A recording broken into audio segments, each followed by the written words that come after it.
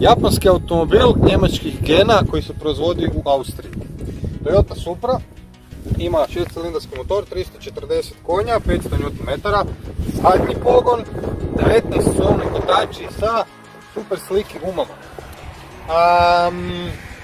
1495 kg, poprilično dobre performanse i poprilično dobar ovis.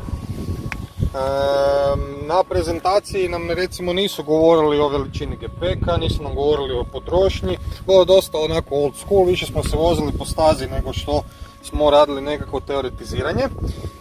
Prtljažnik je dovoljan da unutra stanu dva rezervna kotača za track day. I po dobrom starom običaju japanskih automobila može se otvoriti samo na prekidač unutra ili na ključ. Ima tu još nekakvih sitnica koje su slične onoj stare Supri. Recimo, položaj sjedenja, raspored mase i tako dalje. Kod ove Toyote raspored mase je 50-50 kako bi imali maksimalni grip.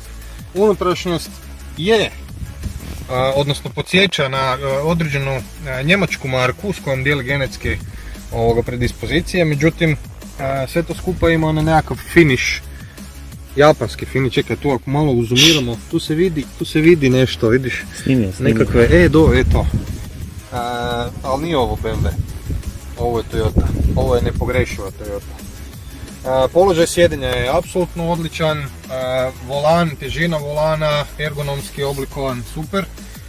I ima paddinge na vratima kako bi se mogli voziti na stazi, znači ovo je tu paddings i ono tamo sa strane da se možete koljenima uprati. Ima hrpu tih nekakvih detalja koji su poprilično dobro osmišljeni unaprijed. Hauba se isto otvara po uzoru na jedan njemački automobil. Dugački nos, veliki. I šestak. U Japanu proizvode ovaj auto iz 4 cilindra, nažalost mi to u Europi nećemo vidjeti.